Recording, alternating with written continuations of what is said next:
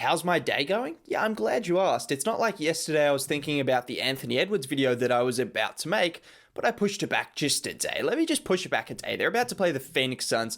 They've been the best team in basketball over the last 25 or so games. What's he going to do in the space of one game that's going to be like, oh, you missed the boat on making that video? He's not going to do too much. 42 points is a bit. So he dropped 42 points, probably could have made the video yesterday, which would have been cool, but then I wouldn't have been able to talk about him dropping 42 points. So, although it's a day late and it's probably not as well timed as if I had dropped it yesterday, I get to talk about him dropping 42 points on one of the best teams, if not the best team in basketball, over the last 25 or so games. Also, Cat dropped 40 as well, and we're going to talk about more than just Edwards, the Timberwolves as a whole, because there's been some promising things. I've slandered the Timberwolves. I've slandered a lot of teams. I don't really care. I slandered the Pistons. I slander any team. Like, it doesn't matter. Who really cares at the end of the day? If your team's playing badly, like, you can slander them. But the Timberwolves have been showing some signs.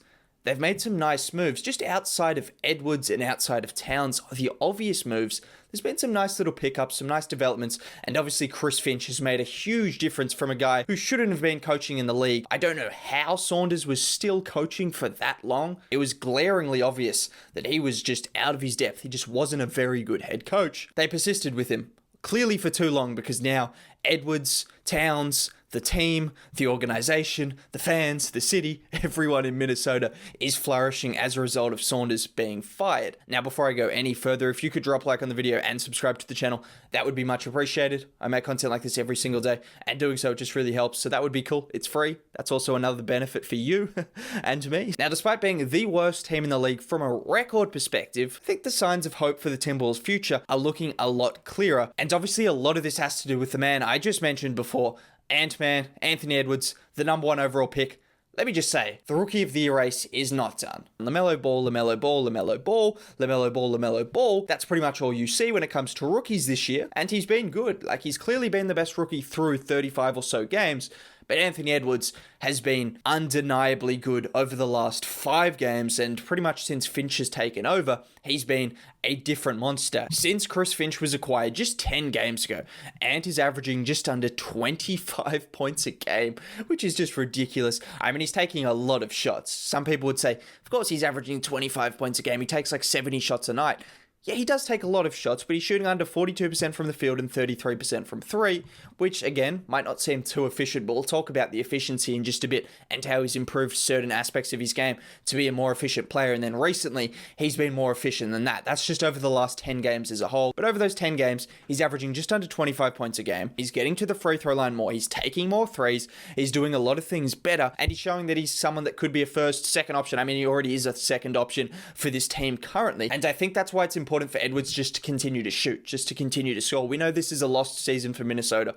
What's the point of making him be a bit role player? Because that's not what you're projecting him to be. Sure, he's going to come out some nights and shoot 6 of 25, but other nights he's going to drop 40 points or 35 points and win you a game single-handedly, because that's the kind of talent he is, and trying to recognize that talent and let him develop that way and his own way, make mistakes, learn from Ricky Rubio, who he's talked about, someone that needs to stay on the team, shouldn't be traded just for the sake of letting him mentor Anthony Edwards, because they seem to have a good relationship, but learn from Ricky Rubio, and eventually he'll probably turn those 45 shots into 20 shots, and he'll still be putting up 25 to 30 points a game, plus develop playmaking. That's what you get from just letting him have a free reign at things, but it hasn't been bad, particularly recently. And the numbers are in stark contrast to when you compare it to under Saunders, where his first 32 games of the season, he was averaging 14 points a game on 37% from the field, 31% from 3, and just getting to the line over 2 times a game. His effective field goal percentage was just over 40,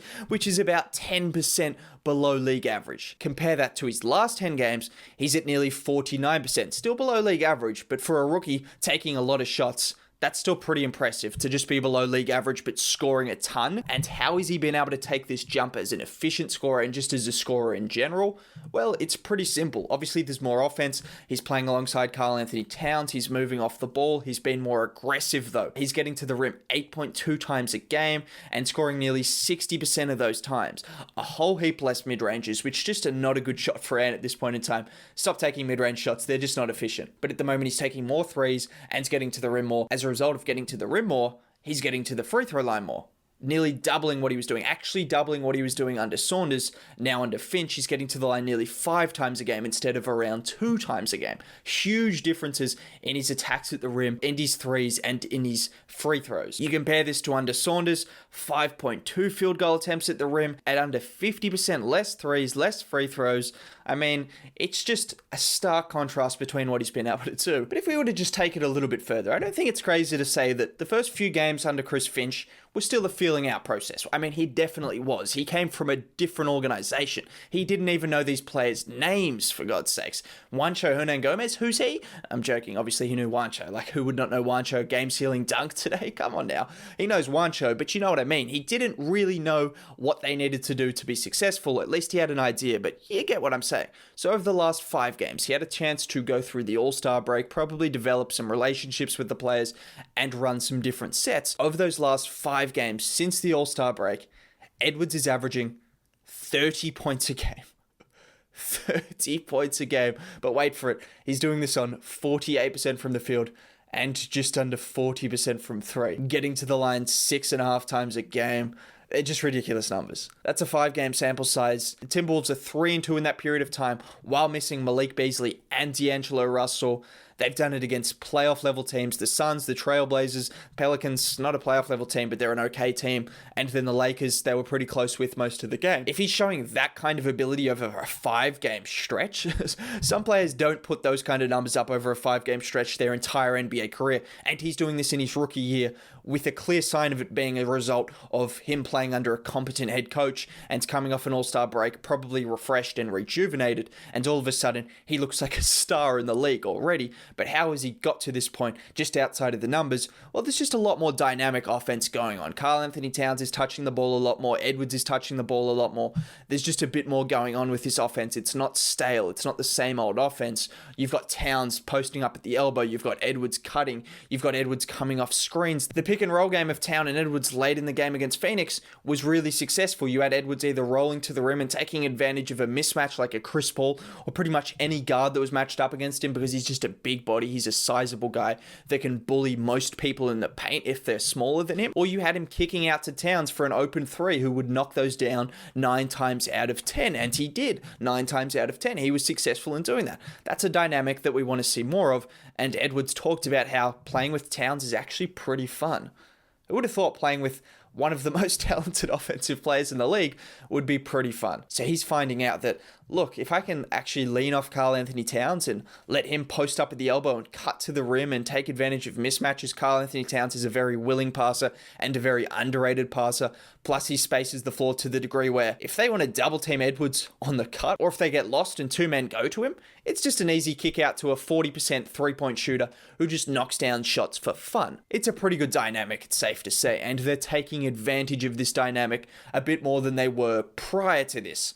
So this is a huge reason for it. His confidence, his aggression, everything just seems sky high right now. But outside of just his scoring ability, Edwards has shown some ability as a passer. He's not exactly one of the most willing passers yet, but he's shown some signs as a pocket passer. I've seen him make some nice reads. I've seen him come around when teams try to collapse on him. I've seen him make nice reads to a cutting guy. He's done things like that. So he's definitely got signs of being a good passer. Like I mentioned in the pick and roll with Cat, I want to see even more of that. I think that could be really, really nice. It was successful against a top tier defense and a top tier team late in the game against Phoenix. So if you can do that late in a game against a really good team, like you should be doing that all game long. So that's something that I want to see more of. There's not too much else to say. He's been fantastic over the last 5 games. Karl-Anthony Towns is playing like Karl-Anthony Towns. I like what they're doing though. They're getting him more touches at the elbow. They're deciding that, look, let's do what they do with Jokic in Denver. Towns has good enough touch that he can take those pull-up jump shots. And if teams don't want to double team him, it's easy money. He's going to take advantage of pretty much any center in the league one-on-one. If they want to double team him, he's a willing passer, and we've got willing cutters in Minnesota like Edwards, like Vanderbilt, like McDaniels, like all of those guys who can get to the rim and cut and make easy buckets if Towns is going to get double teamed. So that's something they're doing a lot more, and that's something that's going to provide really, really good offense for this team. This team is just going to be a good offensive team. They've got D'Angelo Russell to come back, Malik Beasley to come back, Anthony Edwards, Karl-Anthony Towns. All of a sudden, Chris Finch has been praised as an offensive coach. That's a top offense. That is a top offense. The defense, we're going to have to see how that sorts itself out. The shots, the distribution, we're going to have to see how that sorts itself out. But it's a good problem to have in Minnesota. They're just going to be a top offense in the league. It's just no questions about that. If you've got Towns, automatically you're going to be a good offense. And then you add in 3 guys that can give you 20, 30 on any given night. It's a wrap. Offensively, they're fine. Defensively, there could be some issues. But defensively, we may as well talk about 2 guys that have shown their value as defensive pieces on their team. And someone in Jaden McDaniels has proven that he could be a really high upside guy. He's got athleticism. He causes multiple players and teams troubles, given his ability to block shots, his ability to switch onto different guys. He does a number of things really well on the defensive end of the floor that all of a sudden you've got him coming off the bench as a defensive kind of spark plug. And then you've got Jalen Noel as the offensive spark plug. Naz Reid is doing his thing as well. He's a really steady kind of backup center for Towns. But just on McDaniels a bit longer, he's definitely got the potential to be that two-way guy they really desire. Given his ability to switch onto different players, his ability to block shots, his ability to stretch the floor, and his potential as an offensive player and a defensive player, he could be a perfect piece.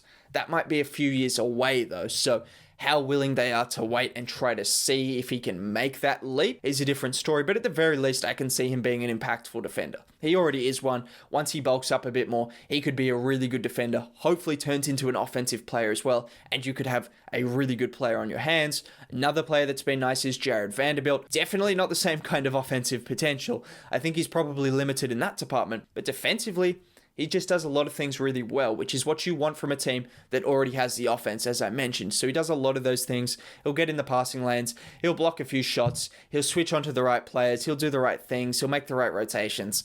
He's just a good defender. Credit to Minnesota. They've done a good job there, and those are guys that probably deserve a little bit of credit because in the absence of D'Lo, in the absence of Beasley, Towns at times, these guys have stepped up and they've shown that they could be pieces for this team going forward. So that's a shining light for the Minnesota Timberwolves, alongside the obvious shining lights in Anthony Edwards and Karl Anthony Towns, who just look like a dynamic duo. They just look fantastic. There's no other way to put it. Those guys are ready to drop 40 a night on your favorite team. I'm talking about 40 each. Also 40 shots each. They don't mind shooting the ball. Anthony Edwards, at least, he'll get up 40 shots himself. Towns, I don't know, he likes sharing the ball, but still, they're a fantastic duo and they've been fun to watch. That's all I've got to say about the Timberwolves. Things are starting to look bright for a franchise that looked pretty dull just a year ago. So it's good to see for Timberwolves fans. They've been in the depths for quite a long time now. Shout out to Timberwolves fans, I guess, and the Timberwolves because they've turned things around. If you did enjoy the video, a like would be greatly appreciated. Subscribe to the channel. Have a good day. I'll catch you next time. Bye.